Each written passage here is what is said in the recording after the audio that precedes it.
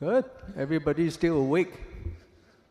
I was worrying because after lunch, most people will fall asleep. Okay, yang berbahagia Profesor Dato Technologies Dr. Shahrin bin Sahib, the Knight Chancellor of UTeM.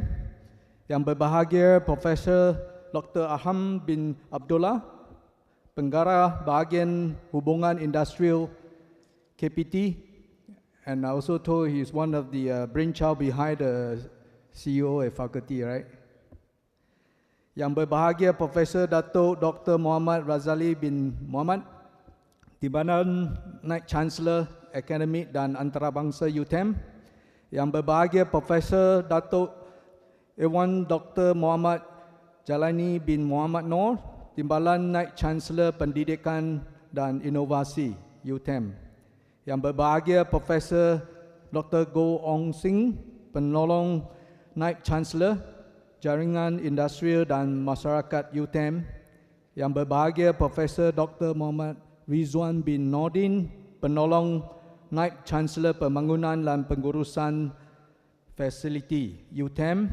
Yang berbahagia Profesor Maya Dr. Zambiri bin Jamaluddin, Dekan Fakulti Kejuruteraan Pembuatan UTeM. Wakil-wakil dari Kementerian Pendidikan Tinggi, pegawai-pegawai kanan UTeM, pegawai-pegawai kanan Infineon, wakil-wakil industrial, warga akademik dan mahasiswa serta mahasiswi. So it's my pleasure today to be standing up here just to share with you some of the knowledge that I have accumulated and is relevant to all of you. And what I'll do is that I'm going to run through the presentation, and there are few sections. There's going to be 5 of them, and each section I will probably pause and then allow you to give me some questions so that I can address some of the questions instead of I run through the whole 1.5 hour, then most of you will fall into sleep in between. Okay, so we would like to make it a little bit interactive, and more important, we also use a tool we call Pigeonhole. This is the tools that you can log in using your cell phone, smartphone. So you go to this website, www.pigeonhole.at. Then you enter the passcode Infineon. Then after that, it will pretty much self-navigated. And as you listen to my talk, you have any question, post them using your smartphone.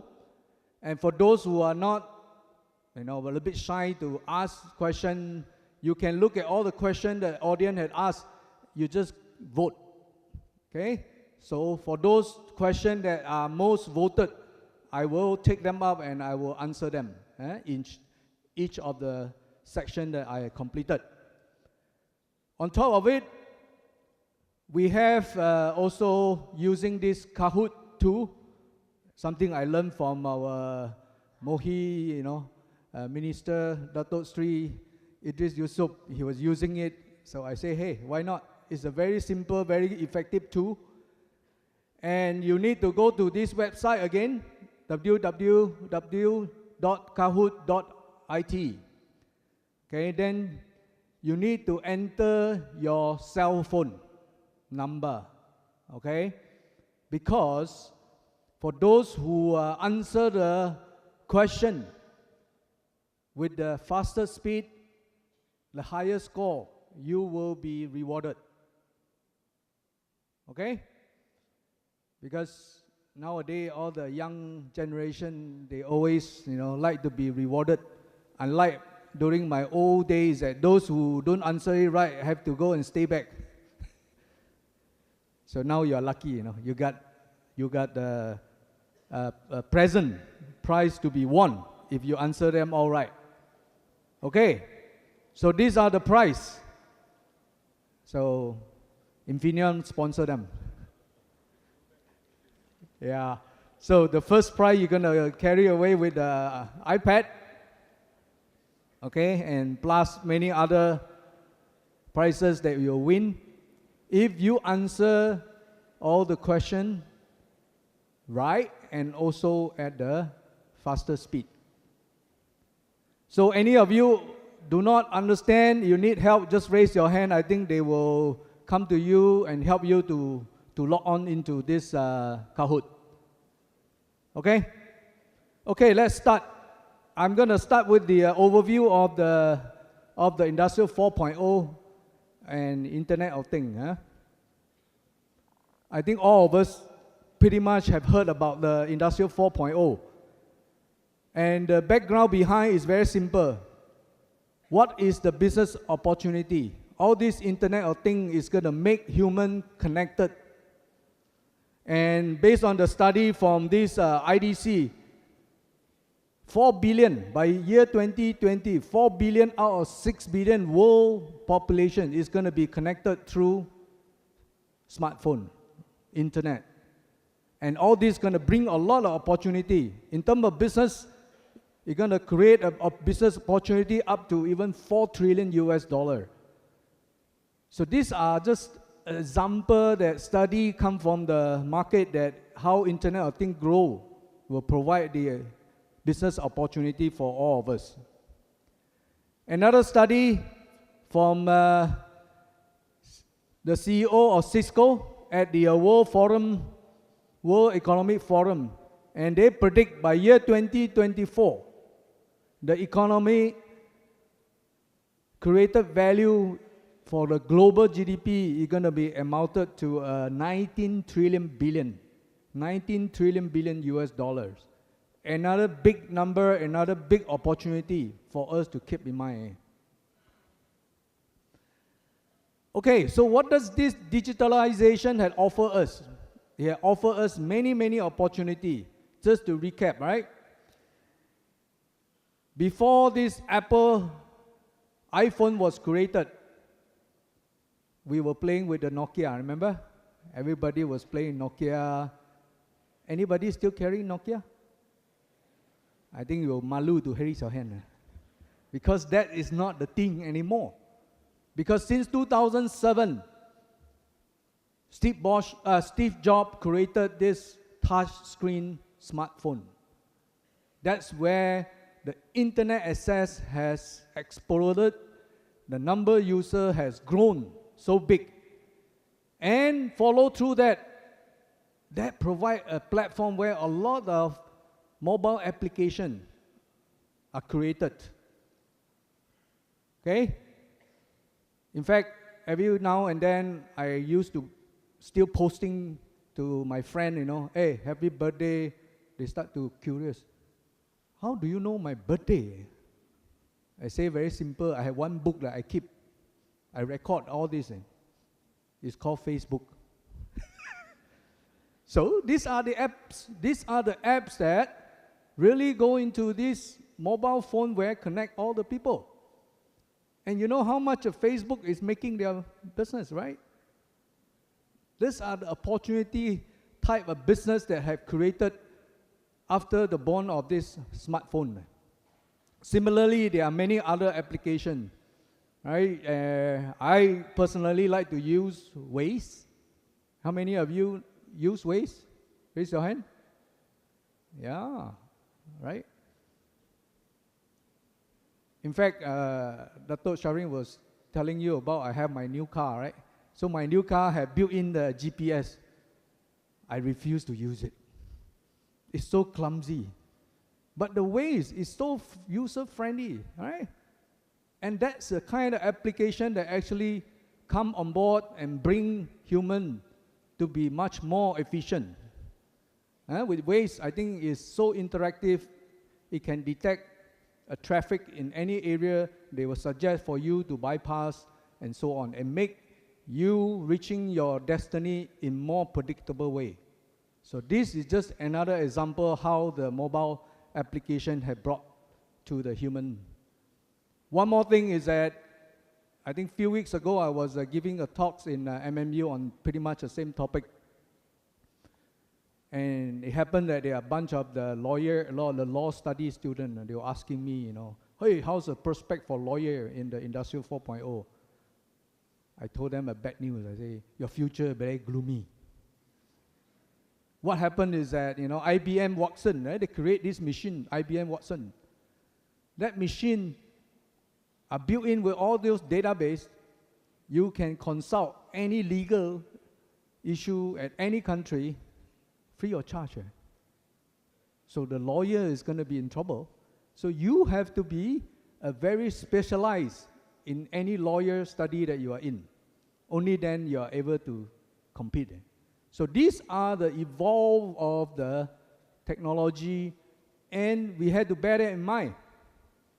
Why? Because our next generation, we have to understand what kind of upcoming technology and what kind of a study you should be studying in. Okay, so these are one field that actually really, reshape the whole human being, how we behave and how we work. The other platform is that autonomous self-driving car. Okay, I think all of us heard about this. So the autonomous self-driving car is going to be in reality. In fact, technically, it's already available. However, it's just not yet rolled out into the market because there are some legality, there are some technically because it involves human life, so they don't want to take any risks. So all this, I think, will roll out. I personally think that before 2020, I think it will get rolled out. And all this autonomous self-driving car is going to bring a lot of destructive into the market. I have some friend that we used to work together in China, and then they decided to migrate over to Australia and retire. And then he say, you got nothing to do, what do you do on your free time? I say, I drive Uber. Wow. I say, good. Do you know that you're going to be run out of job very soon? Because the self-driving car come out, they don't need a driver. Then you look at me, you say, really? So these are the things that you have to keep in mind because the world are changing. Okay?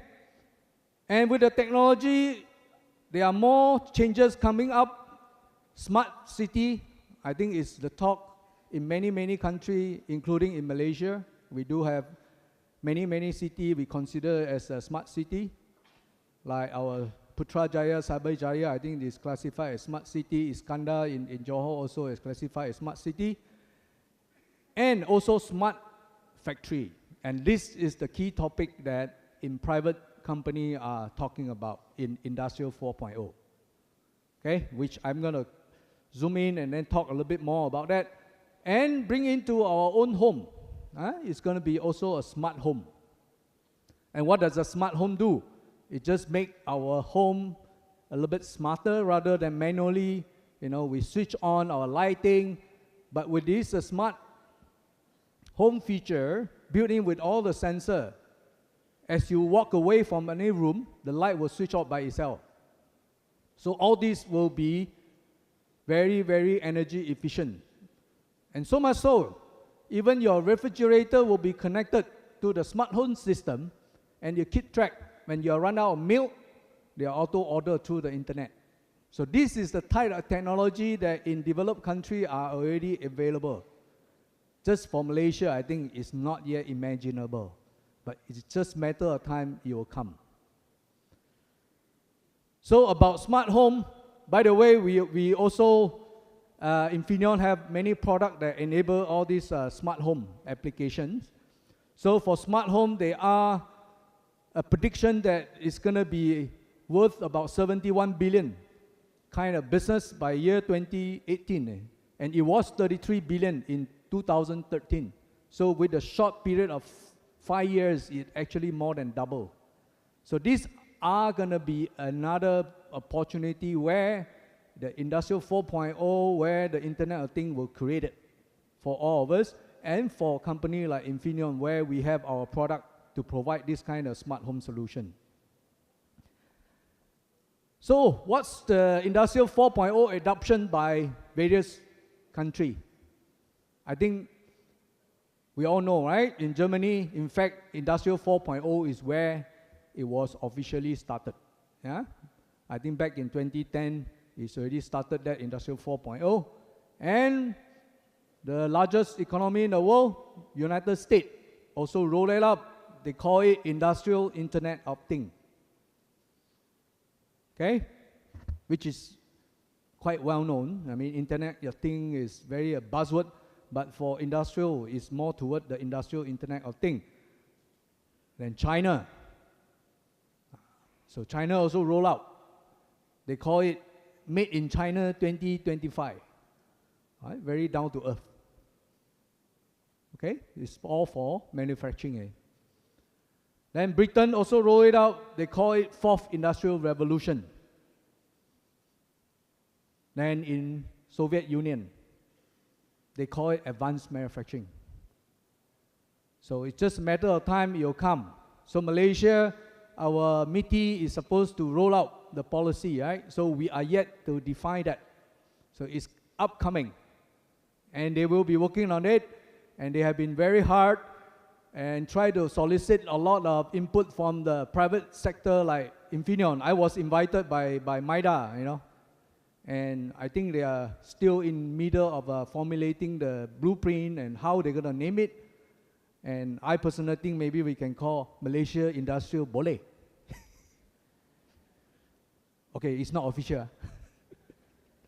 So I think this one will roll out, and I think it will be good because this will set the stage for Malaysia, because Malaysia is a country house a lot of manufacturing. Yeah? Another data point is that from Pricewaterhouse, they had done a survey for those companies saying that they will embrace Industrial 4.0, they will implement Industrial 4.0. Out of the company that surveyed, 85 of them responded definitely they want to embrace Industrial 4.0. So this is definitely something that another credential tell you that this is the thing that will be common. It will be the thing that most of the private company will embark on. So what is Industrial 4.0? The name itself is very simple. It's the fourth generation of Industrial Revolution. And here we are talking about smart manufacturing, yeah? And connected through the internet with intelligent and apply some manufacturing science. Okay? But it's not simple as that, but it's also not very complicated. Later on, I'll run through it, then you will get a little bit of clearer picture. So let's start with the history of the three industrial revolutions. So the first industrial revolution was back in 1760 to 1840. This was very, very ancient time where the steam engine was invented, right? Then come to the second generation. This is where the mass production, right? The assembly line is all established. Then third revolution is where the computer, semiconductor, this is where Infineon's bread and butter. And that's where the mainframe was creating and evolved into personal devices, the internet. Now we talk about smartphone. Okay? So these are the history of the three industrial revolution. Then come to the fourth industrial revolution. What it does is basically is a continuation of the three previous revolutions. But the difference now is that instead of doing further enhancement, it will require a technology that behave more smarter, not just automate. Okay? And the vision is to be a smart factory, more intelligent factory. And more important about this, you need to take note of is there's a buzzword called cyber physical system, CPS.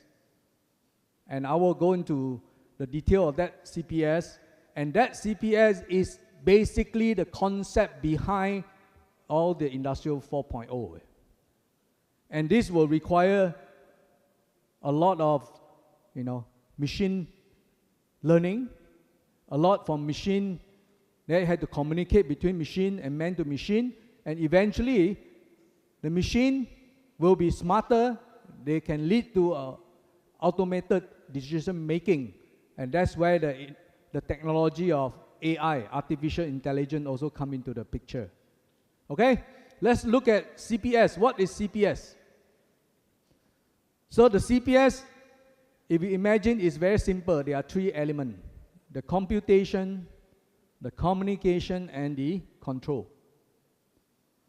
So what it does is very simple. These are a few examples that I put it up there, like the smart grid, the autonomous automobile system, which is self-driving car, medical monitoring system, and also the autopilot avionic.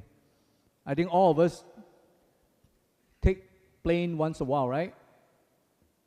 So time to time, the pilot cannot just sit there and then drive the plane. That's where they turn on that autopilot mode. Then he start to walk around.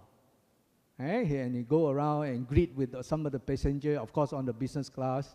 Then you start to say, wow, who's driving the plane?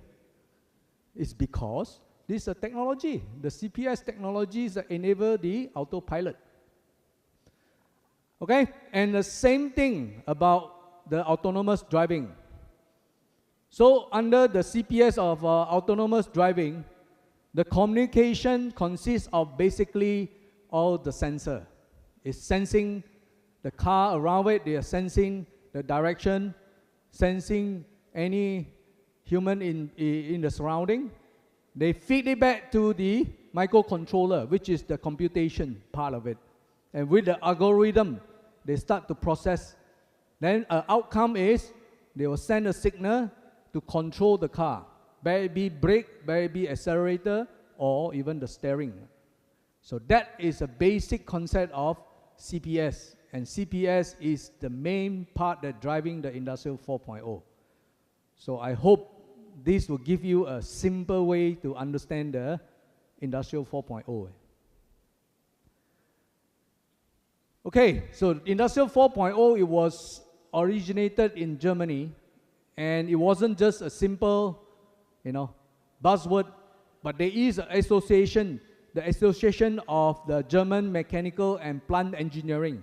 Of course, in German, the short form is VDMA, and they have come out with the Industrial 4.0 toolbox. So this toolbox will guide any company if they embark on Industrial 4.0, whether they have reached a full Industrial 4.0, this toolbox will be the guide. Let me zoom in and give you an example. So, man-to-machine interface. If you started, basically there is no information, there is no communication between the man and the machine. When you start to have it, then you have user, local, there's an interface between the machine and the people. What bring it to the next level is that the mobile devices start to be used as a user interface. In fact, Infineon, we are in the pilot of adopting these mobile devices on our production floor. Okay? So we are almost there. The real Industrial 4.0 from the perspective of man-to-machine interface is we will go into the augmented, and assisted reality. And this is where you are fully on the Industrial 4.0 from the perspective of man and machine interface. Then between machine and machine, there are also various phases that where you define yourself, whether you are in full Industrial 4.0. So this is just two examples that I take it up just to give you a flavor on how you can define yourself, whether you are Industrial 4.0. So, what is driving all this Industrial 4.0? What are the key enablers? Because all this automation will require the electronic. And the electronic is driven by semiconductor. And this is exactly where Infineons are doing. And the electronic market here I'm showing to you is the world electronic market for the last 20 over years. It has been growing.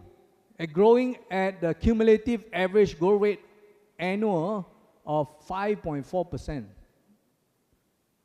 So it's a market that non-stop growing. The reason is very simple, because the demand by human more automation, more cell phone, more car, automated car, more electronic, that actually require more semiconductor to be produced. And where does those semiconductor go to? So back in 2014, the market showed that this is where Apple make most of the money. And to make that devices like iPhone, iPad, then the PC they have to use the semiconductor. They are the major user, and followed by Samsung, Lenovo, and so on and on. And look at this year alone, 2017 and 2016. It's still pretty much the same. Apple still dominate because they are the leader in the market. How many of us here are carry iPhone? Raise your hand, please. See? Of course, how many are using Samsung? Oh, there are more. See? But Apple is well branded in the market like US, right? But these are the companies that are driving the technology, consume the most semiconductor, and come up with a product that we as a human are buying. But one thing you need to take note is that the Chinese are catching up. Okay? You look at Huawei. Huawei was used to be number 5. Now it's already number 4. Yeah? And they are catching up. How about semiconductor in Malaysia? Okay, so I put together a map. Where are the manufacturing of semiconductor present, and run through some changes that have taken place. I used to work in a company in Malacca also called NS, National Semiconductor, right? And it was acquired by TI. Right? That's why I move on. Then I moved to NXP in Seremban. And there are other companies also have gone through the changes as well. NEC was merged and acquired by Renesas. Then Toshiba. In Mantin, they also sold it out to Amcor, a subcon house. Then there's a Stat Chippack, a subcon house in KL, Ulu Klang. It was closed down. Okay? At the same time, just 2 years ago, Fairchild Penang was also closed down. So the fact is, it's not easy. In this market, it is not guaranteed. So when you are not doing well, the company will close down.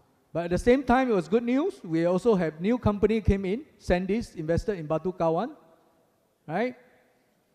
And then this Freescale was also merged with NXP, right? And then Intel acquired Altera in Penang.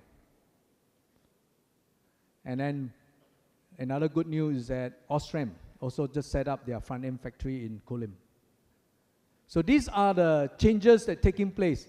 So much so, even Sandisk just newly opened their factory now, it got acquired by Western D. So these are the market dynamic in semiconductor, okay? And last not least, the NXP, the factory I used to run, now is become Nexperia, and is owned by a Chinese, okay? So semiconductor in Malaysia is no more stranger. In fact, we in Malaysia house the largest backend. We call backend basically assembly and test. Okay? Okay, so that's the quick overview of what the Industrial 4.0 and give you what are driving behind the Industrial 4.0, the semiconductor market. So I'm going to just do a recap. What's Industrial 4.0? I think you all start to grade of it. The key element of Industrial 4.0. What does it pose? Any threat to us? Human. Of course. If you don't change, you become a threat. I give you an example. If you want to be an Uber driver, you'll be run out of job. So you have to change. But if you catching up with the technology, it becomes an opportunity. Right? And to drive the Industrial 4.0, what are the key elements of the CPS? All these you better remember because later on the quiz, they're going to cover some of this topic. And you want to win the prize, you better start taking notes. And What are the examples of CPS, right? I talk about autopilot. I talk about my popular topic about, autonomous driving, right? Smart grid, and so on. And semiconductor, what is the cumulative average growth rate, right? 5.4% every year. So that's, some to recap of what you need to take note of to prepare yourself for the quiz or Kahoot. Don't kaput, better stay Kahoot. Okay, next. I think we'll take some question, right? So for those who have logged into the pigeonhole, post your question. For those that you have not posed your question, you should vote on those questions that you like the most. Here, these are the, 122 votes. How pointer the CGPA, which is the Malaysia, the university grading, right, can affect the fresh graduate to get a job? Of course.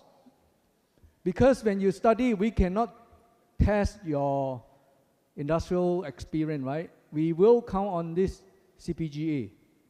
So like Infineon, for example, we take 50 fresh grad every year. Minimum, it must be 3. So for some of you, still not yet 3, you better start hard. Otherwise, your chance to get a job is not going to be as good.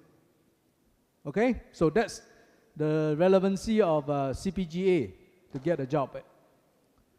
Next question. How ready is Malaysia for Industrial Revolution 4.0 in terms of infrastructure, expertise, and facility? Well, I think the first step is the government recognized that we need to come up with a blueprint. That is a very good first step. And more important, I think our Ministry of Higher Education has stepped even one step further ahead. They launched Education 4.0. So we are definitely not yet ready, but we are getting ourselves prepared for that.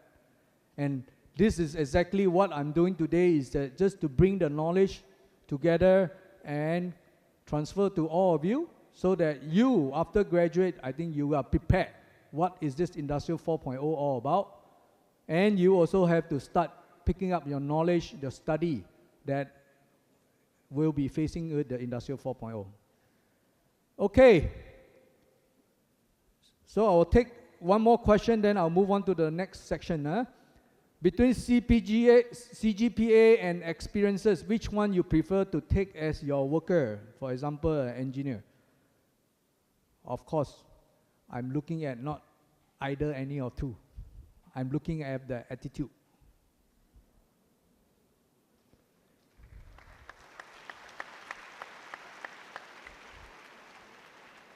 See, experience you can gain. Yeah, CPGA you can study. But you don't have the right attitude, I tell you, you will not last long. So this is the utmost important thing that I personally always look for. Okay? Good. So that's the quick question answer. Next, I will move on to the Infineon. Give you introduction is what is Infineon all about. Okay, in Infineon, we have the tagline, just like UTeM have a tagline. We put a tagline, we say part of your life today and part of your life tomorrow. Okay? What it means is that we are part of your life because we are producing a lot of product that you are carrying with you. Like, for example, cell phone, you're carrying. This is where the product of Infineon are with you, part of you, and also part of you tomorrow, right? Like the self-driving car, right? Like smart home, and so on. So Infineon, a quick glance, in terms of business segment, we have 4 major business segments. The largest, 42%, is the automotive. Okay, we don't produce car. Automotive here means we produce the semiconductor that go into automotive application. Second largest, 31%, is PMM. We call power management multi-market. These are power. Power are basically all electronic will require power. So you need voltage regulator, voltage reference. So all these require power. Then the third is the IPC, which is Industrial Power Control. Fourth is the chip card and security. So out of these 4 business divisions, you add it up, you look at our revenue. Last year we closed at 7.063 billion euro. Okay? So it's a very sizable company. Worldwide we have 37,500 employees. And in a market position, we hold number 2, largest automotive semiconductor solution provider. Okay?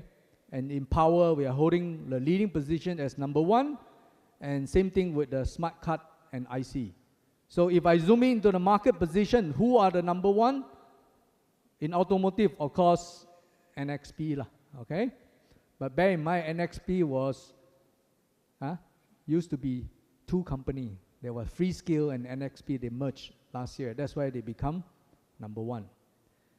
But anyhow, we are not just going after to be number 1, but we want to capture, we want to provide the technology that our customer always look for us. Yeah? Power semiconductor, we are leading with 18.5% market share. So if you look at the second guy, ON or ST, they want to catch up, they merge, they still cannot catch up.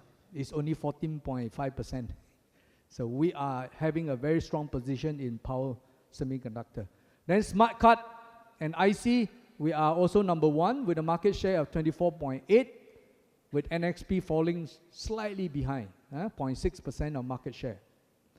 In this area, smart card, I would like to, for some of you already know, all of the Malaysian that carry the My Card, right, is using the Infineon chip.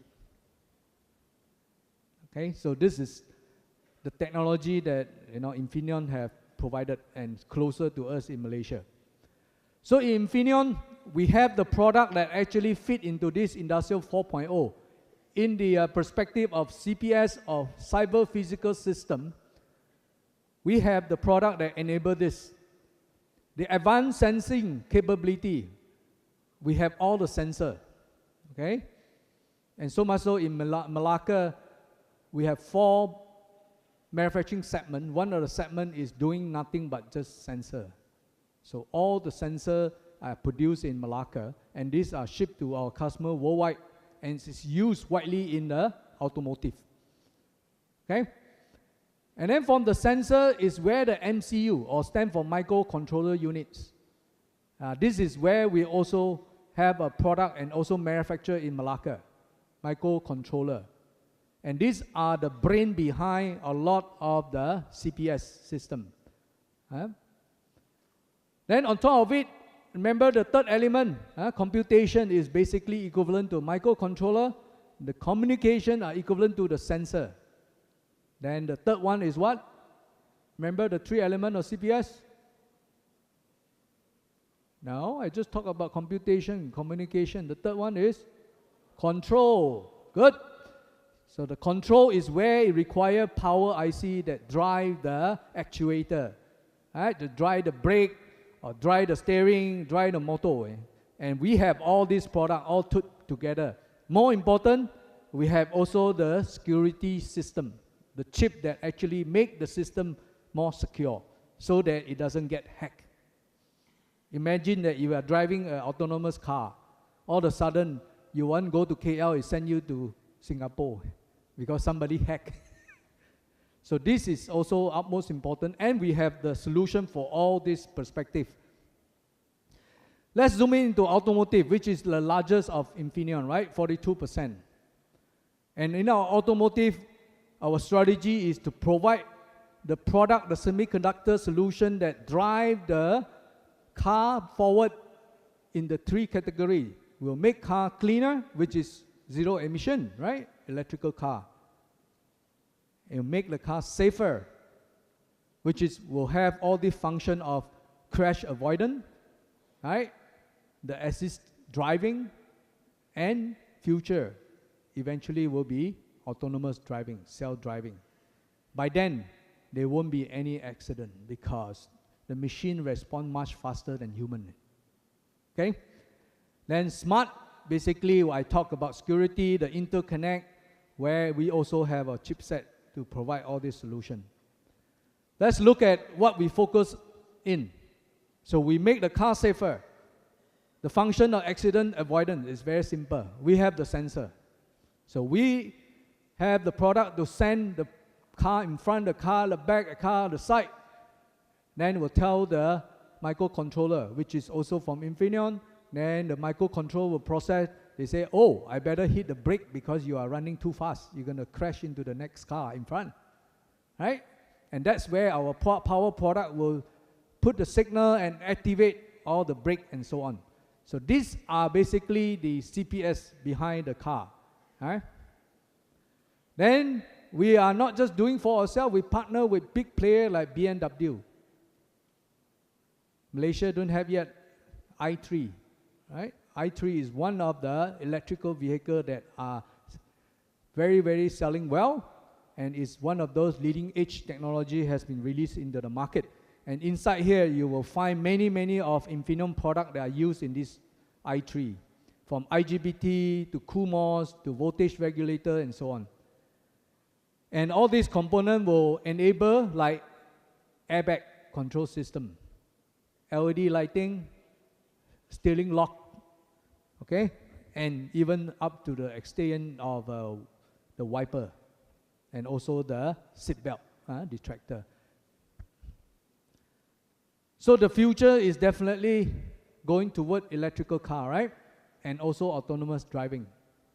So let's look at some statistics. So which are the countries that produce, or no, the sales of the electrical car the highest? Which country is the highest in the world? Anybody care to guess? Where?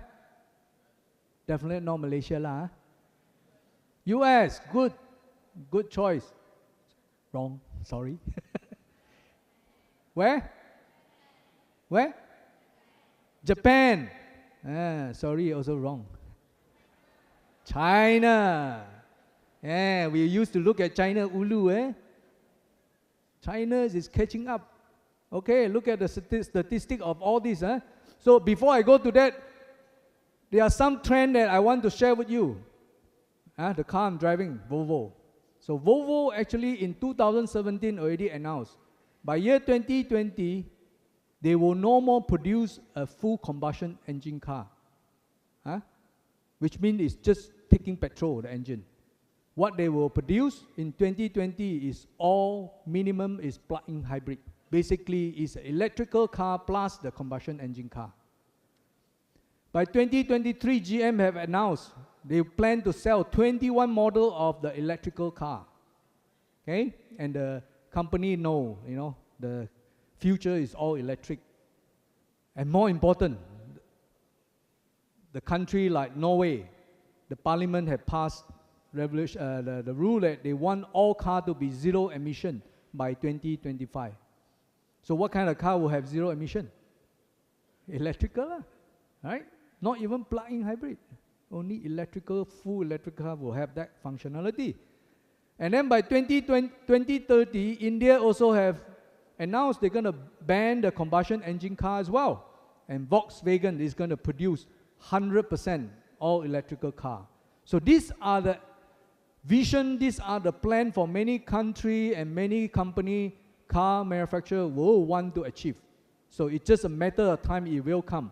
Now, in the Great Britain and France, they also announced they will ban the combustion engine by year 2040. So the future is definitely electrical car. Let's look at video that I collected, and it will be very, very amazing for you to understand why electrical car is overtaking the combustion engine car. Let's roll the video. Yeah.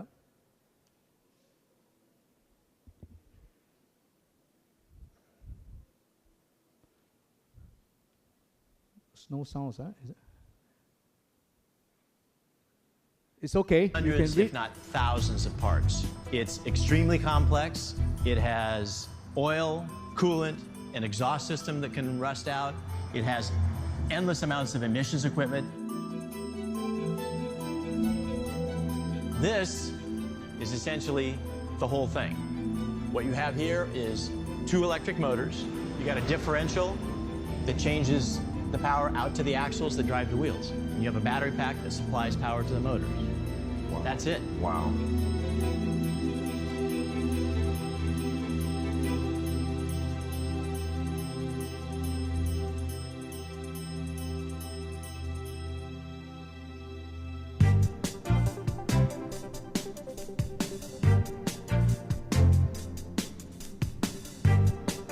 That's the car I'm driving.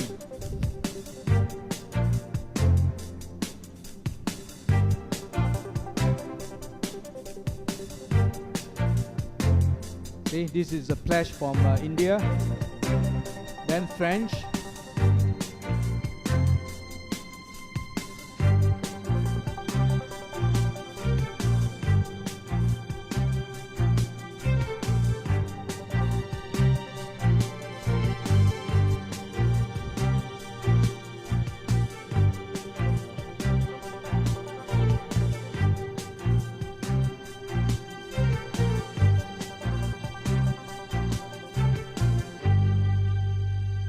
Okay, so I hope you are convinced the future is going to be electrical car.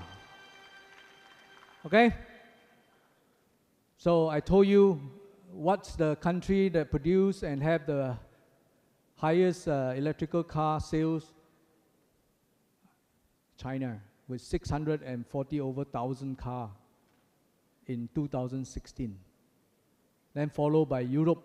But Europe is a region, it's not a country, but Germany was only about 74,000, followed by United States and Japan. I think all you guessed was quite close, it was top 3. But all of us didn't realize that China is catching up, okay? And if you look at the latest 2017 that I able to extract, it also show. Look at the growth rate of the electrical car. Okay? From a total about 700,000 electrical car last year in 2016, not last year, the year before, and last year 2017, it had grown to close to 1.3 million. And will you continue to grow or will it actually shrink? Yes, you'll definitely continue. I just show you why the electrical car is better, because it will require less maintenance, is more reliable, and more environmental friendly, zero emission. Okay, now, just now I asked you about the country, right? Let's guess, which company produced the most electrical car in 2016? Huh? Not Volvo, just because I drive Volvo. Yes? Huh? Tesla. Nope. But I mean, it makes sense, right? I told you which country is producing. So, China, right? It has to be a company from China, which none of us actually can guess it. It's a company called BYD. So in 2016, they sell 102,000 EV.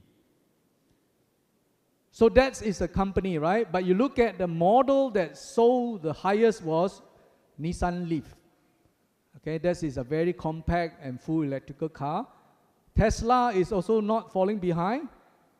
Okay, Tesla, in fact, as a company, they are ranked number 3, followed by, number 2 was the Renault and Nissan. Okay, so this just gives you a flavor on how's the electrical car progress in the market. Now, let's look at autonomous driving.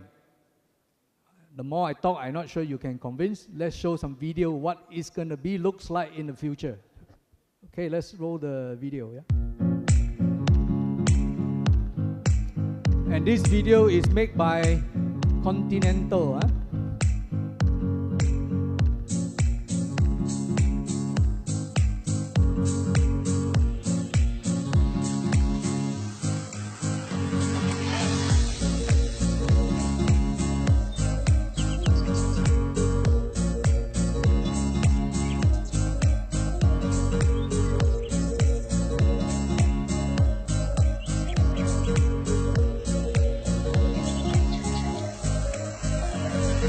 See, you have all the sensor. They know when to stop.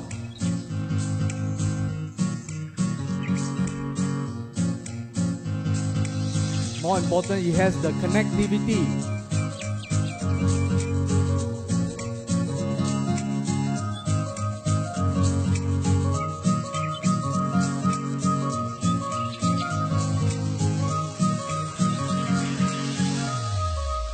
Even have the function to take care of the handicap.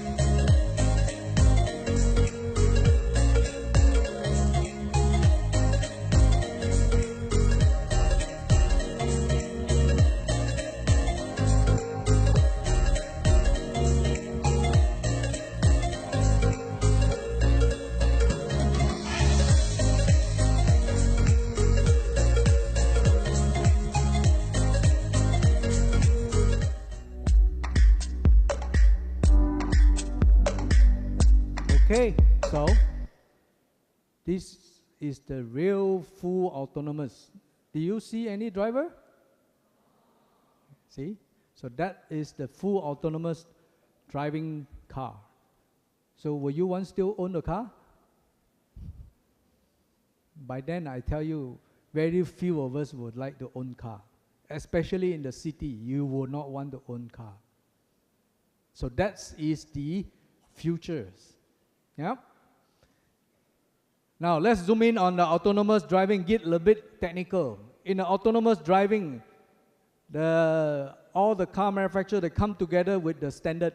There is a 5 level of autonomous driving. Of course, level 0 is all the car we are running here in Malaysia, most of that, right? 0, nothing, no autonomous. Then you have level 1, which is talk about certain assistant. Right? And then level 2, they are semi-autonomous. Then level 3 is highly automated, and 4, full automated. And just now the video you saw was the level 5.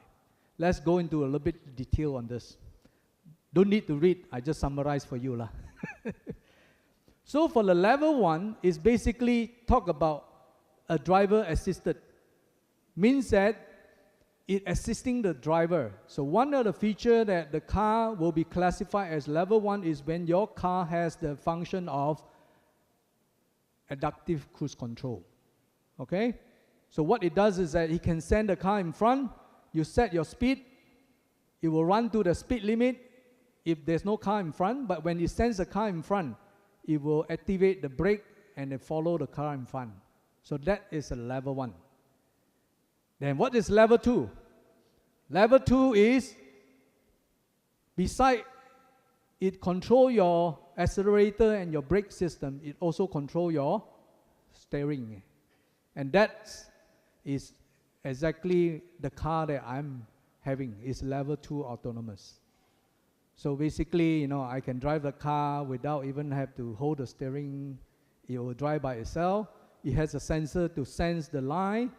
Then you keep the car right at the center of the 2 lines. Then you will ask, when you go to kampong with no line, what happened?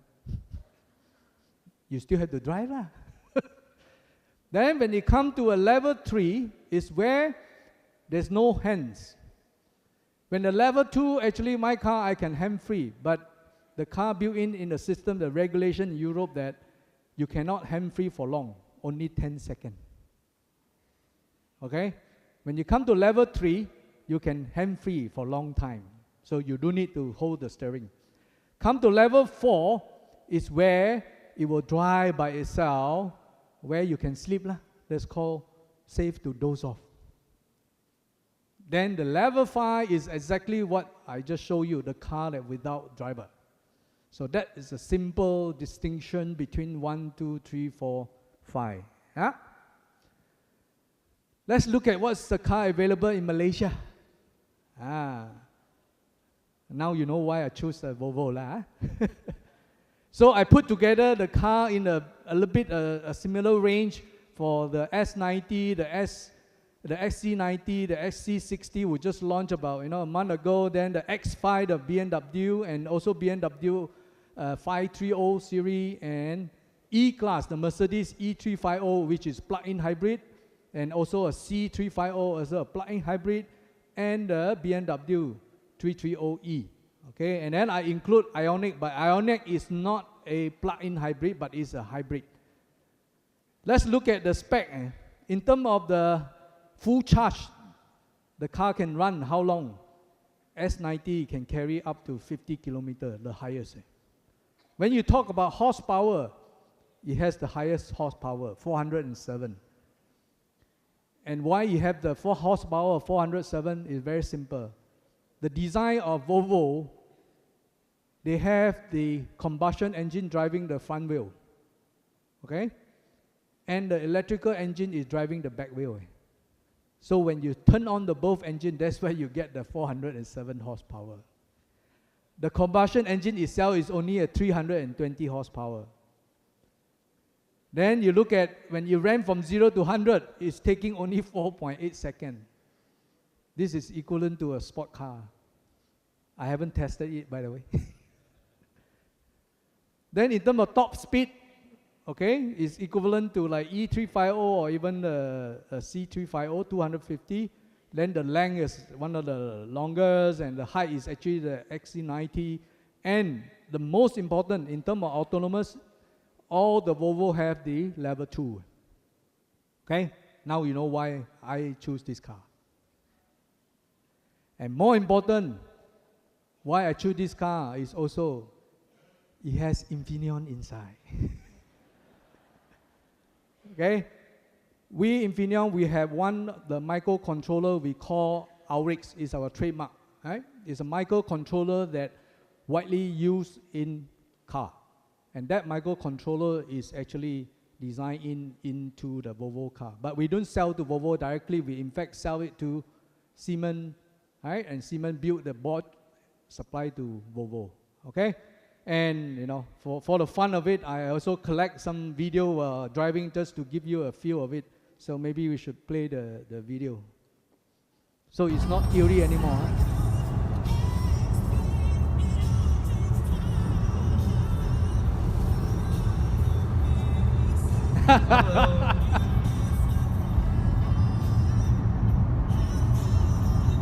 This is self-driving mode, M3.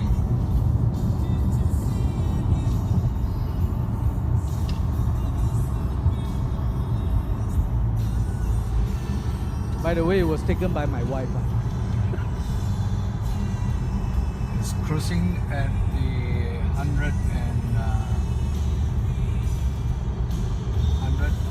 kilometers per hour and detecting the car in front and it's just following the car. See, this is an adaptive cruise control. So detecting the car, I set it at 130. At 130 but it's max. running at 100 because it sees a car in front, so it's detecting the car, it just follow the car. And you notice now I'm making a signal. So now I'm overtaking. The car level 2 still do not know overtaking by itself. So I have to manually overtake. Over and keep onto the lane. Then it will cruise by itself. When I overtake the lane, then it detect the car in front. Now it's ramping up. Because the car in front, and now it's because I set at 130. 17 and up to the maximum of 130. So this is the semi-autonomous and you driving notice in the windscreen function. there is a projection display, so that you do need to look down on your dashboard. Okay? It's just to share the experience I have. So it is truly amazing technology. And come to the reason why I buy that car. I was driving a very nice E250, a Mercedes, right? So it was a nice car, yeah? Then I say, hey, you know, because my family stay in KL, I work in Malacca, so I had to travel Monday, drive from KL to Malacca, Friday evening drive from Malacca back to KL.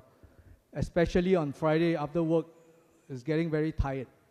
So there are times that actually I fall asleep just for a blitz of 1-2 seconds. So it poses a great danger. So I asked myself, you know, should I, you know, continue to drive this nice E250, you know, status looks nice, but it doesn't have the feature. So then I decided to look and find this kind of a feature car, and I come across, at least in Malaysia, only Volvo have released this kind of level 2 autonomous. So without doubt, I went ahead and bought it. And I'm glad because my life is safer. And you can think that it's expensive. You ask yourself, does your life worth more than that? Well, if it is, you should consider. Of course, it's expensive. Okay, there are options for some of you. You know, you want to go a lower version, you go to Ioniq, Hyundai. Yeah. It doesn't have the plug-in hybrid, but it has the level 1 function. It's only cost 116,000. Why? Because Hyundai Ioniq has 122 Infineon products. Right? So I'm now do a little bit of salesman talk. But it's not to sell the car, but it's just to share with you. Our company do have product that enable a lot of the technology in the future car. And why we have that? Because we have partnered with Hyundai. Infineon and Hyundai actually, we have signed a cooperation since 2007. So in last year, 2017, we extend another 5 years. Okay? Through the partnership, we actually provide a lot of design from our products with design. And one of the program code that we call is Arisu. Okay? The Arisu, it breaks into few various part of the car components. So there is Arisu of the exterior lighting. There is Arisu of the engine cooling fan. There is Arisu of seat heating. There is Arisu of sunroof. Now, we are signing another 5 years. We're going to focusing on still some part of LED. More important is the power distribution. And we are working with Hyundai to enable their level 3 plus. Okay? Not yet. Not yet. We are developing with them. And also some of the motor control and so on. So what are the level 3 car available in the market today? Is actually Audi. Okay, Audi, of course, is Audi A8, not in Malaysia. Audi A8 in Germany, they just released the level 3 autonomous driving capability. Okay, and they're using Infineon solution with the Aurex microcontroller, okay, and the RASIC, you know. So all these are embedded by Infineon. So you can see the innovation all are driven by Semiconductor, and Infineon is definitely one of them. Yeah, okay. Now come back to introduce to you about Infineon in Malaysia. So worldwide we have 37,500 employees. Out of the 37,000, we have close to 11,000 in Malaysia. Yeah, so much so even though we are a German company, German only have 10,300. So we have more Malaysian in the German company. So within Malaysia, we have 2 factories. Worldwide, we have, you know, total 22 factories. So out of that, 2 factories is in Malaysia, 1 in Kulim and 1 in Malacca. Right? Malacca is the largest factory for Infineon worldwide. And, you know, looking at the map, so our Kulim is up in the north in the Kulim industrial park. Then Malacca down south in Malacca. And in between, we do have a team of about 22 R&D engineers sited in Ipoh. It's the subcon house, CASEM. So we do have a design team there as well. So in Kulim, it's basically a front-end wafer fab, manufacturing 8-inch wafer. We have invested up to 5 billion ringgit for the last 12 years. So Kulim is relatively new. They started 12 years ago. There are about 2,100 employees in Kulim. Then here come Malacca. So this is the drone taken picture. Right? We have basically 7 blocks of manufacturing.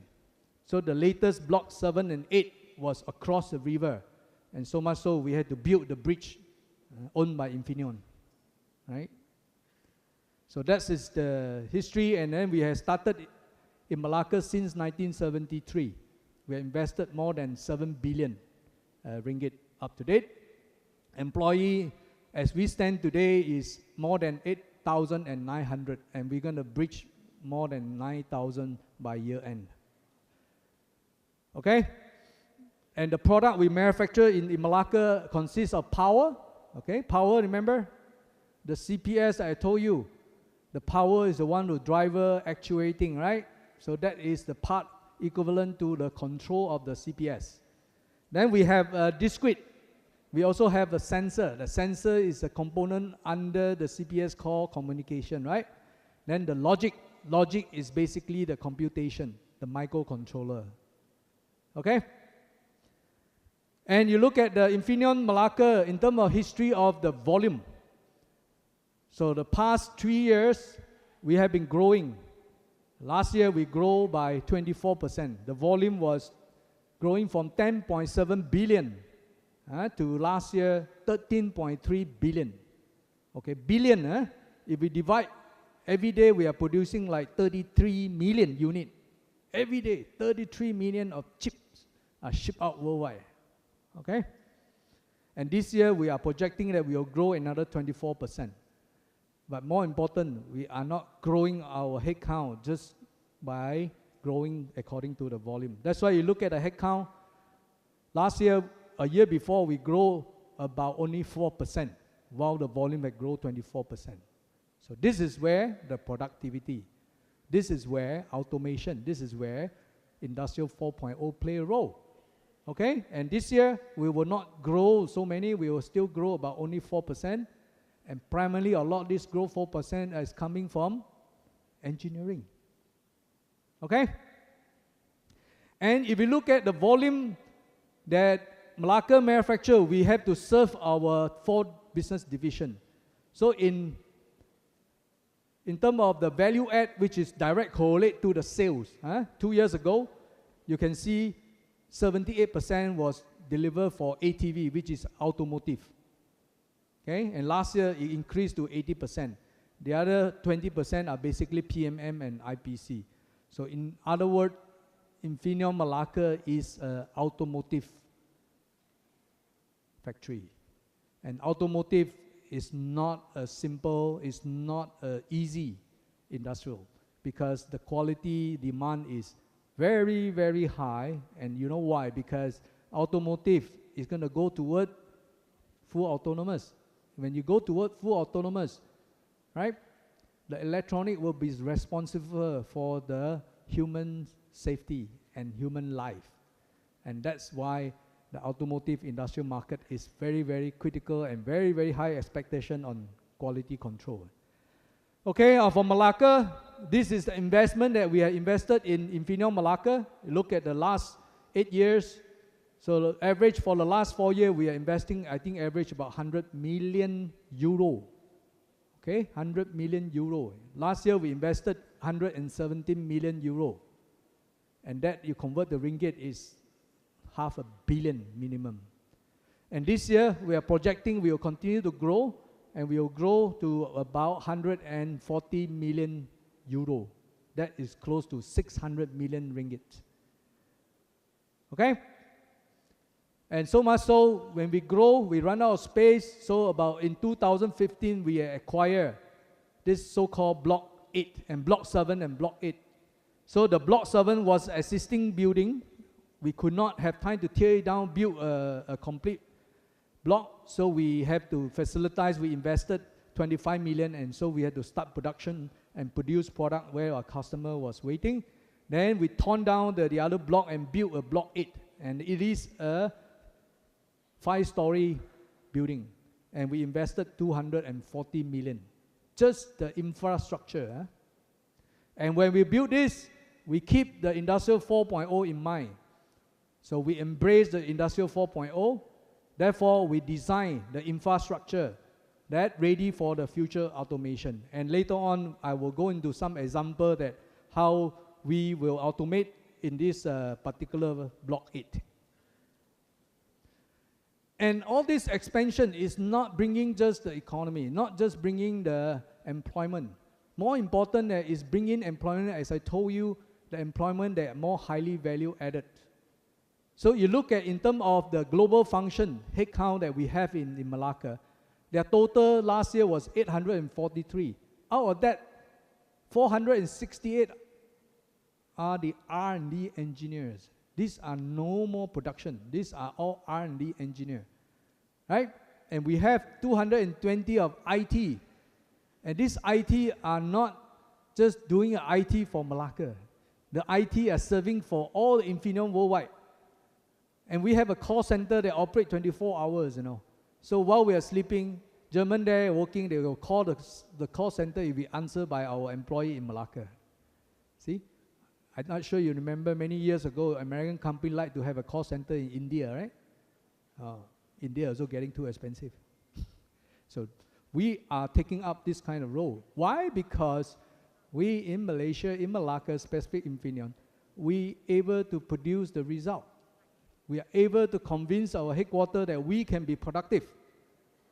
And I show you, right, in Infineon, in Semiconductor in Malaysia, there were 2 factories closed down.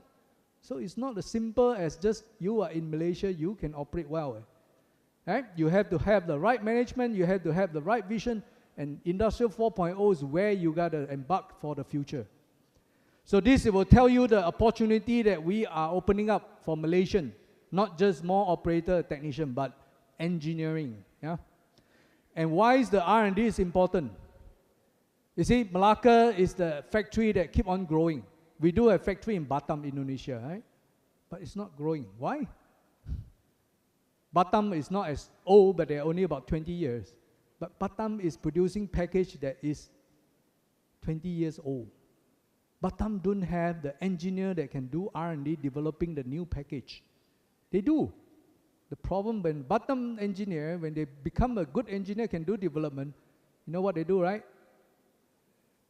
They hop to Singapore. That's why. And Batam today continue to be just a manufacturing site. They don't have big team of R&D like Malacca. But why R&D important? Malacca, we have close to 500 R&D engineers. We continue to release the new package, the new products. So when the business grow, which product are growing? The old product or the new product? New products. That's the reason why when we grow, the investment are coming into Malacca. So that's the difference. That is where the opportunity sided in Malaysia. Okay, so that's it. Quit of the Infineon. Let's do a recap. You got to know, right, which segment the Infineon ranked number 1, right? Automotive, we are not ranked number 1, number 2 only. And which are the largest division in Infineon? 42%, automotive, right? Which country have the highest EV car sales? Those who guess wrong, don't guess it wrong again. And how many level of autonomous driving? And do you know the definition, right? Not just 5. It's easy, I know 5. Eh? And do you know which level of a car that I'm driving? Yeah. Level 2. Yeah?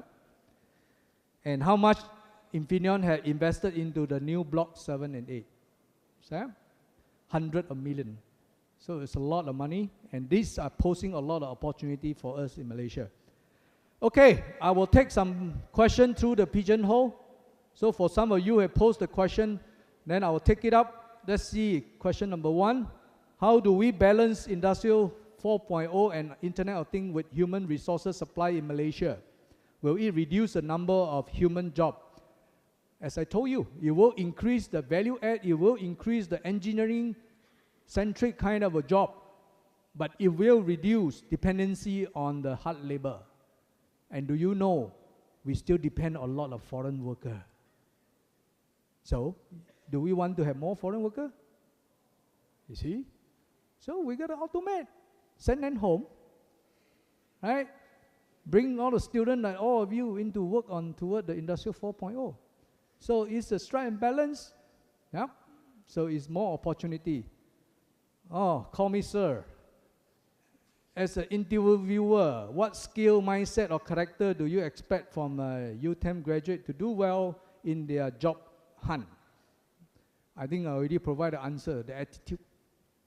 Yeah. of course, your GPA is the only place that we can judge. Minimum, you need to have 3, right? The other thing that we always look at is your extra curriculum outside of study. Whether you are holding any position, a leadership position like president of certain association, you are active in the social, right? Those are the characteristics that we can use to judge. And that will be the character that we are emphasizing and we are looking at. Okay? Next, I'll take one last one, then we'll move on. Sekiranya Industrial 4.0 dilaksanakan, adakah peluang pekerjaan masih lagi luas terutama kepada graduate baru? I think it's the same question, right? Yeah, for all of you university graduate for the engineering, yes, you will definitely have a lot of more opportunity. I'd say no more question now, we put out another one. Okay, I will answer this last one. Let's take it to the last one. Take the last one, since you display already. So I got low CPGA less than 3.0, but I really want to work at Infineon. Can I get the opportunity to work there? Well, it's not totally hopeless. And Dr. Sharing already told you I come here every alternate week, right? So you have to go and reach it to me to convince that why I need to give you a chance. That's one. I think do well on your academic, also do the projects and active in extra curriculum activity, and I think that will help for you to pose a opportunity. But anyway, even Infineon don't hire you, there's still a lot of opportunity in Malaysia. Huh? Okay, now I'm going to the third topic about Industrial 4.0 blueprint for Infineon and also a roadmap. So for Infineon, we are not just talking about theory. I will share with you the blueprint, the roadmap that we have drafted out, okay? First of all, for Infineon, why we want to do Industrial 4.0, why we are adopting Industrial 4.0. Digitalization is utmost important because digitalization will only make us faster because human will always have a physical limitation. The pace of we think, the pace that we are making decisions is always have a physical limitation. But with the digitalization, with the computer, they are getting faster and faster. It will make Infineon move faster and more efficient, right? And more important, to be very flexible, reacting to the market changing need. Yeah. And in Infineon, we have this operation excellence house. It consists of 3 pillars. The first pillar is talking about quality. Second is talking about productivity. Third is talking about speed. Yeah. So all these are the key element of operation excellence. And we have the foundation, that stability. Okay. Later on, I think you'll see some example why stability is critical. So in Infineon, we break the Industrial 4.0 into 4 fields of action. So they are integration. Second is big data and analytic. Fourth is talking about automation, not just automation of automation Industrial 3.0. Here we talk about automation 4.0.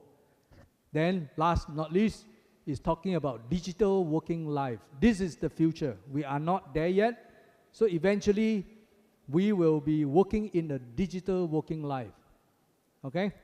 So these are the 4 field of action that Infineon has drafted up that we will embarking toward the Industrial 4.0. And the key enabler are basically the data security, okay, the quality of the data, and the automation 3.0 still will continue to play the role because we need to continue to automate, yeah, convert the repeated tasks into a robotic. But more important, adopting the automation 4.0 where using the CPS concept, yeah.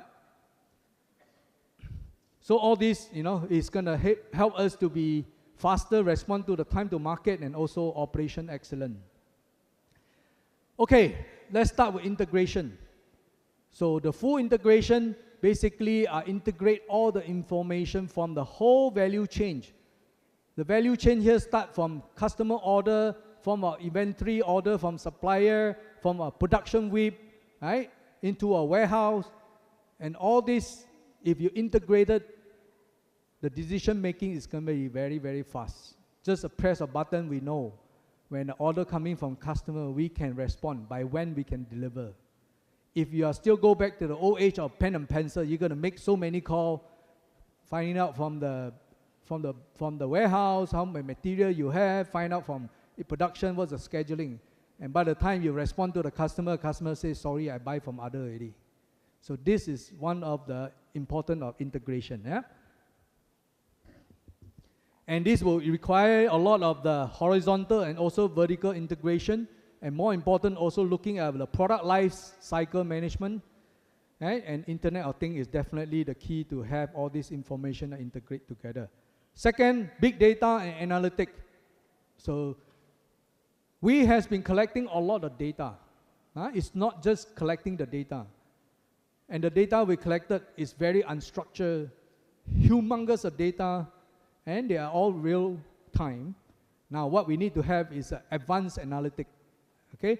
The analytic that where engineer and the IT come up together with an algorithm to process all this data, make the machine to learn. Okay?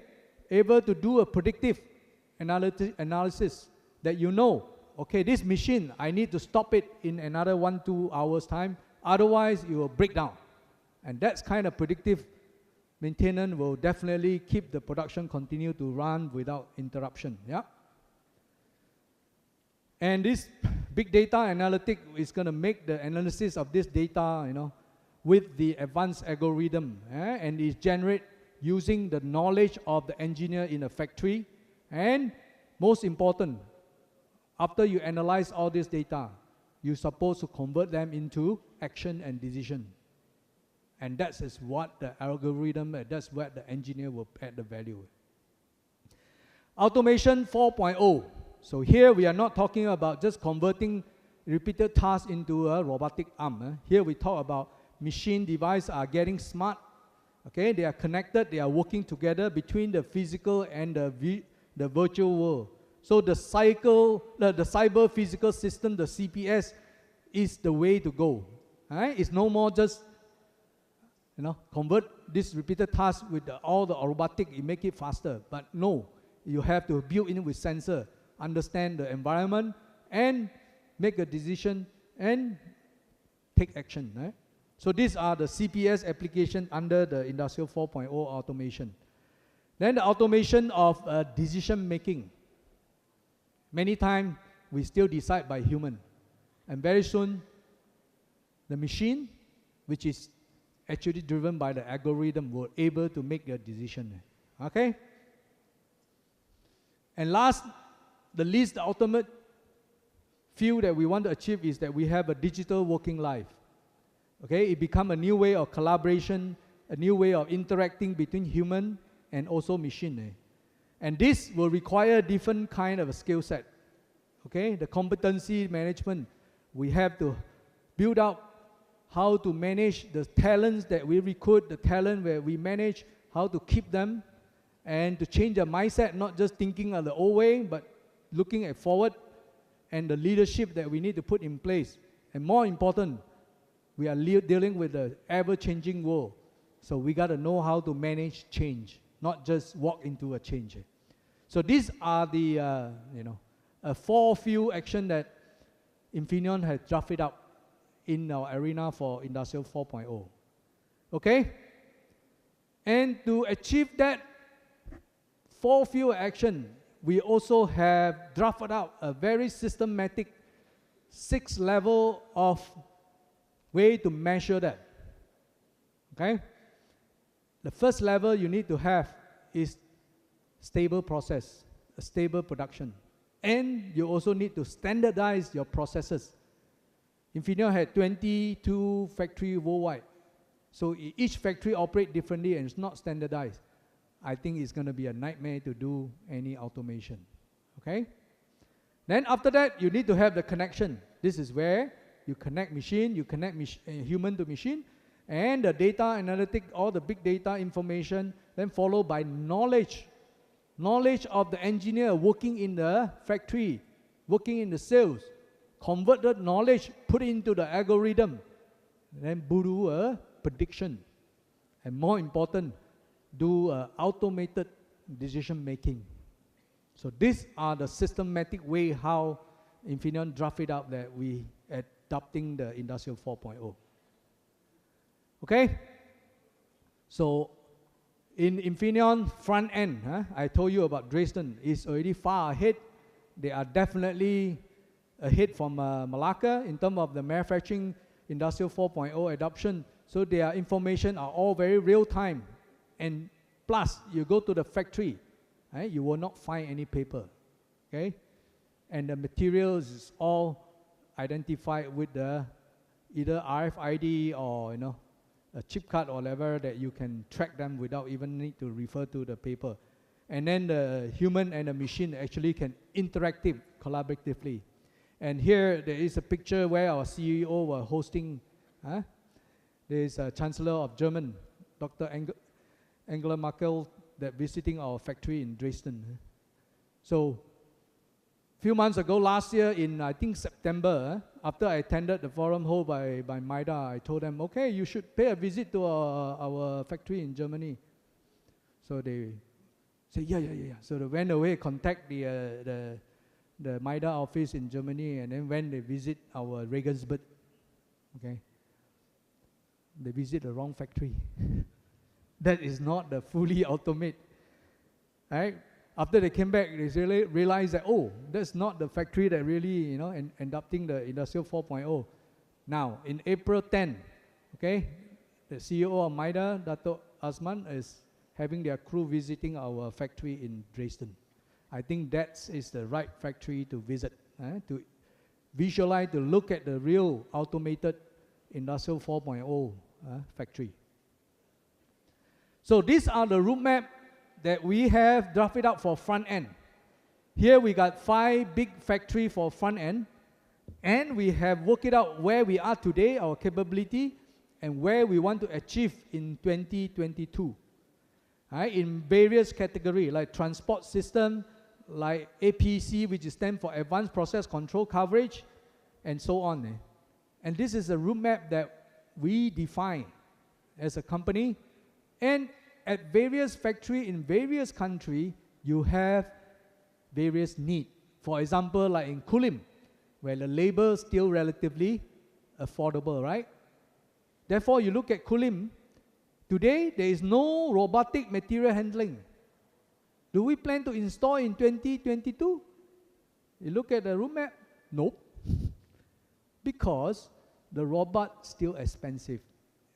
You replace human with robot in Malaysia, the labor cost still cheap.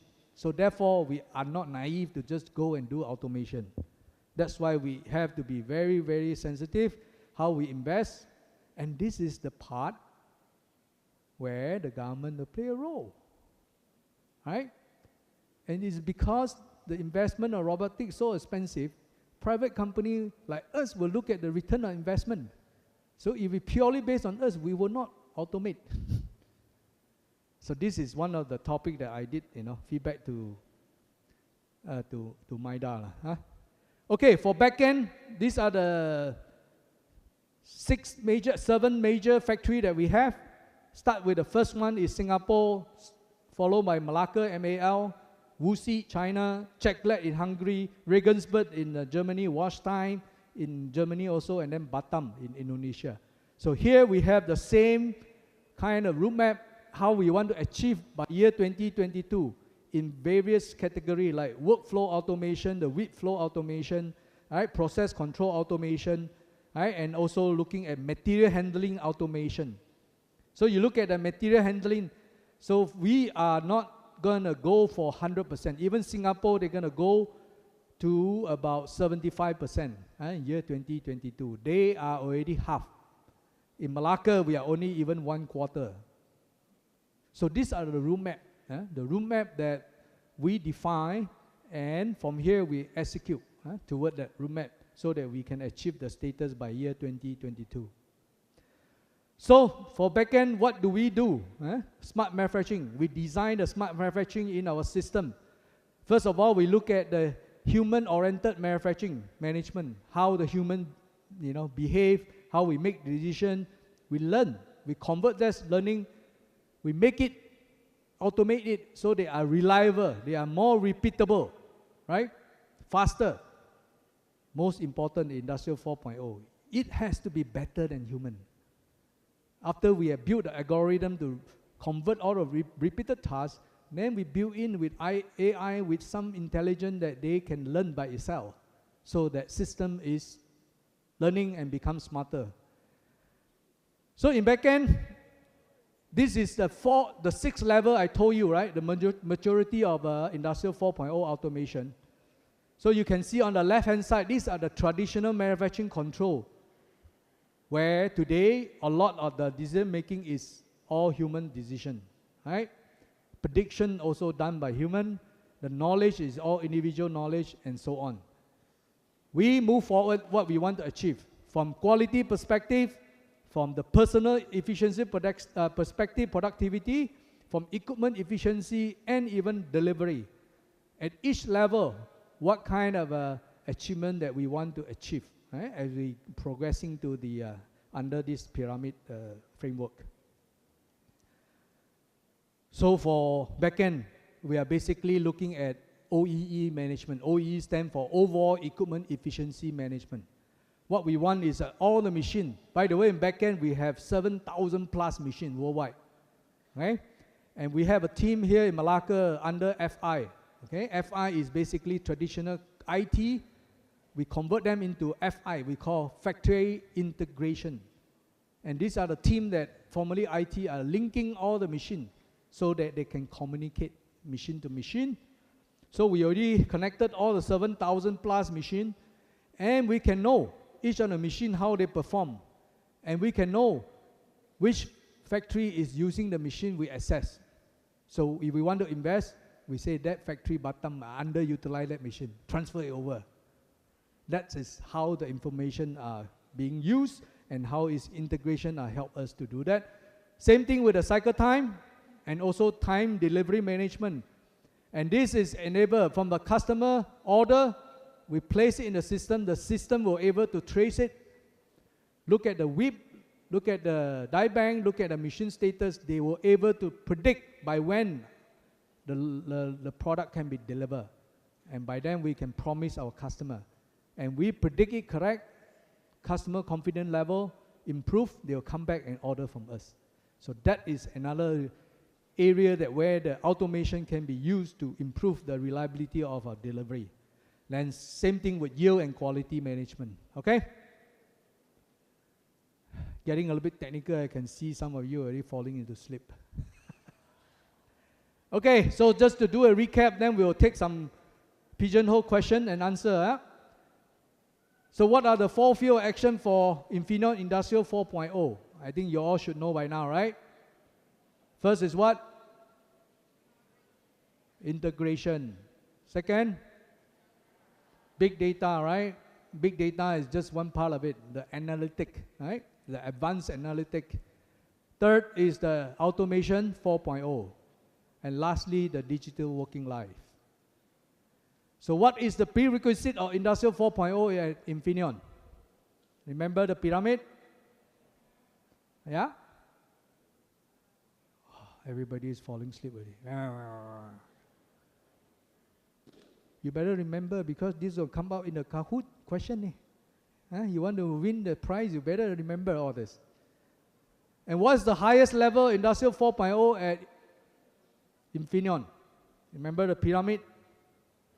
The automated decision making. No more human decide.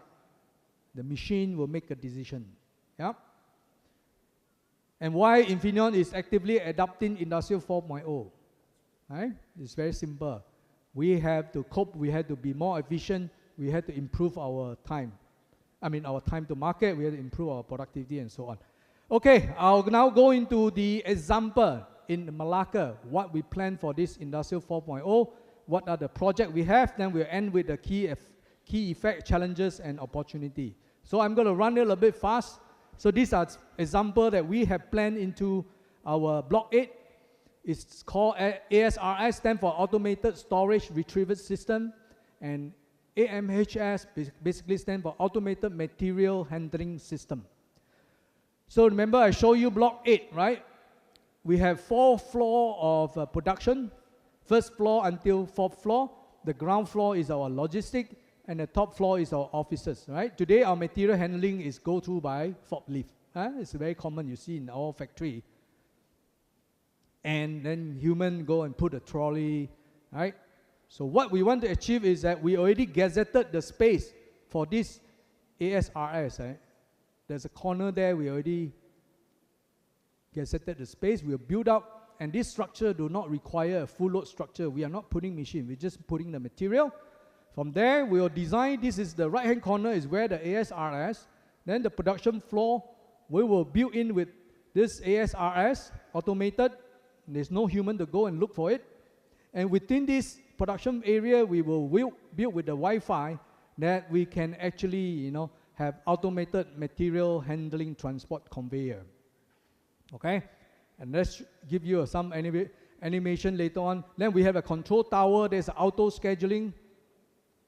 So for example, there is a lot, the system call due to be delivered to the specific machine for processing. It will send over to the nearest AGV, automatic guided vehicle. And that guided vehicle will take the material, okay, and bring it to the machine where required. So this is, the plan that we have for our block 8, so that no more human have to go inside there and search up and down for what lot to move, which machine to deliver to. And there's no human error. So net at the end, what we achieve is that we will achieve a lot of productivity, manpower efficiency, right? Then we will have area efficiency. Imagine the storage is no more spread on the floor but upward. Then you just automatic retrieve system. Then this also make the working environment safe and also ergonomic. The other investment that we are going to put in, this in fact is the investment that we will do it this year, the automated packing line. So today, this is the packing that we have is manually driven. So we have various operations starting from can star, track in, labeling, pasting, and so on. Now we're going to invest onto this automated line. What it does is that it do all this all by this line, okay? From all the various operations, it will be conducted in this automated line. So net, we're going to reduce dependency on operator from 198 down to 138, right? So we are not reaching a level 0 yet. So don't worry about no job, right? And the most important is the processing time is going to cut down from 3.5 hours down to half hour. How fast? And that's the speed. And this investment, we will install it June of this year, and we will get it running by August this year. And it's going to involve a total 6 million investment. Okay? And by the way, this line is already installed running in our factory, Singapore. Why they do it first? Because their government giving the grant, that smoother the thing faster. But on this investment, the business case still good, therefore we will install and invest in Malacca. And this will give us better productivity, quality, where human intervention, it makes us much leaner. Next one example is we call RADA, basically stands for real-time action, detection, and response. So what it explains is that this is our current setup in the production. Today, we have our operator basically dedicated in each line. One operator take care of 4 machines, one operator take care of 2 machines, right? And one technician take care of 10 machines and so on. And we have a dedicated engineers, and we even have an expediter on the floor to go expedite what lot to run, right? Then we have also 100% visual inspection. So what we are doing now is that for the line that's stable, remember the pyramid? It has to be on the line that's stable. They are standardized, not any line. The line that are stable. So for the line that's stable, what we are doing now is that we put the resources instead of dedicated, we put into the pool. Then we get rid of the expediter because the system will tell you which lot to run. Then the organization very lean. We'll reduce all the inspection because this line is stable. The quality is pretty much guaranteed. We'll introduce the smart sampling rather than 100%. And more important, now it's in the pool. The operator do more dedicated. Okay? So from here, the operator had to upgrade. They have to do a multitasking because they are no more taking a one type machine. They can have to take care of a few type of machine. So net at the end, we're going to gain better productivity with more than 51% headcount reductions. Okay? 20% reduce on the operators and 34% reduce on technician, and UPS engineer we also able to reduce to 40%. So this radar system will set the platform that we will able to do a further advanced analysis and where we can convert into a predictive maintenance or preventive action. Right? It will do a closed-loop monitoring. It will do a foster communication where you sit in the office, you can monitor how the production is performing. Right? It's a lot of transparency in the manufacturing line. It's very dynamic and so on, and it's automated decision making. No more the supervisor had to tell the operator, cepat, pergi sana, pergi sini. It's all automated. The system will guide the operator. Go to that machine. It's your turn now. And more important, the system can track the efficiency of the operators. Right? Okay, last example, smart car park. This is the partnership that we are engaging with UTeM.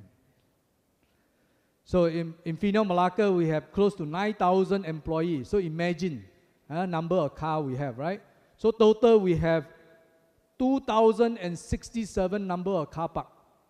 Though for operator we provide busing, but still we have 2,067 car park. And 4 of them is internal Infineon. They are accumulated about 1,686. These 4, we will install all the smart car park feature. So what it have is, basically I will have to articulate in the video so that you can appreciate what is the problem that we're having.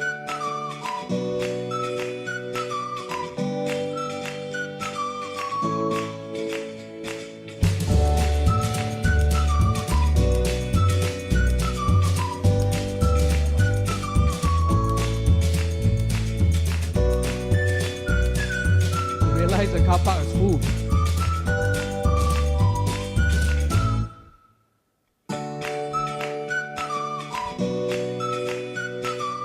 So you run from one car park to another, it's all full. So you're wasting a lot of time.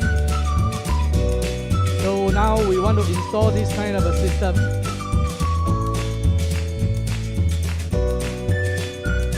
So without having to stop, it's already full. Then go to the next one.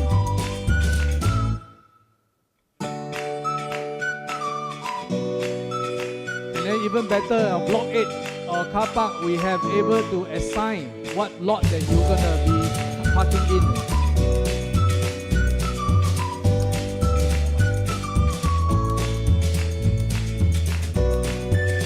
And then on the way back, you have to find your car. So you just in the kiosk enter your car plate. The system will tell you which floor and which lot.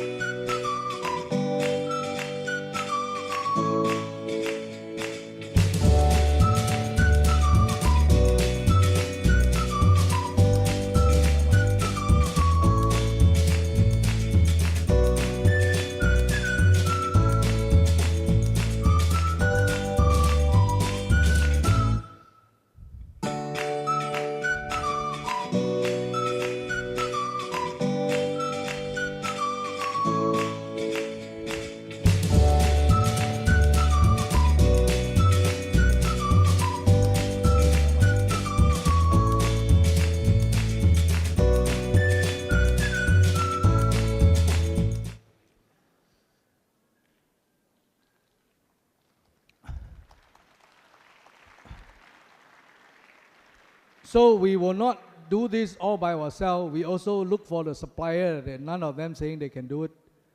And through the collaboration, one of the day I visited the lab in UTeM, I realized that, wow, you guys have all the technology. I say, okay, come, let's work together.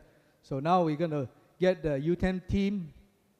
And there's a technology today in our car park, we have to use the badge to scan today. Right?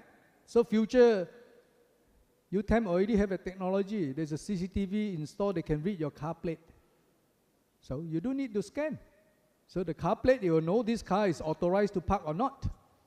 So you automatically will, open up, and then with the system integrated, it will able to give you track of how many car park available in which parking area.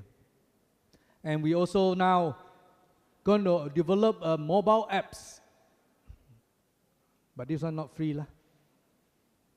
No, because we need to put some resources to write all this program coding, and we agree. I say, go ahead, we'll pay them, I think 40,000, right, this one?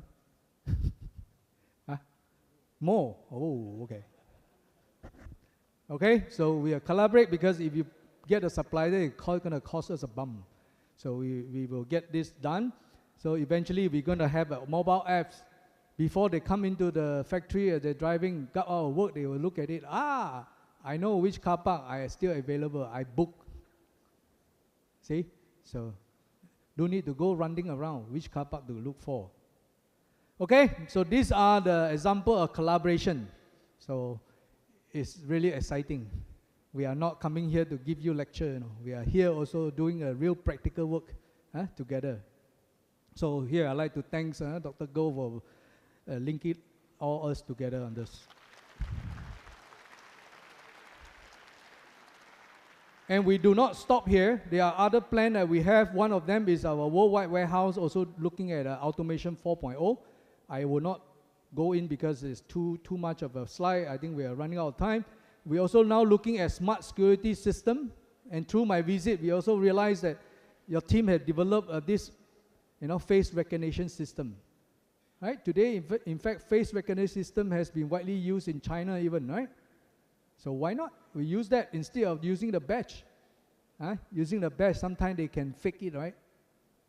No, operator, when they are not working, they just, hey, tompang, you go scan in. What happened? They scan, they get paid, ma. But with your face, you have to bring the head along. It cannot work. So this is the good thing about technology. So these are just a few example projects that we will continue to work with UTeM and get it more automate, make our life easier. Okay, last, just a recap on certain key effects and challenges and then opportunity. So are you ready for Industrial 4.0, the smart manufacturing? So you are, right? But even our factory are not. Let me give a way of describing it. So traditionally, we have been driving this kind of car, right? So now we have faster car engine. You look at the driver, still the old driver. So imagine how fast he can drive, right? Instead of press the accelerator, he's whacking the car. So how the car can move. So the moral of the story that it's not the technology alone, okay? The manager, the people, the employee need to upgrade themselves. So under the smart manufacturing management system, the driver need to be educated, need to bring their knowledge up to speed so that they can run the machine well.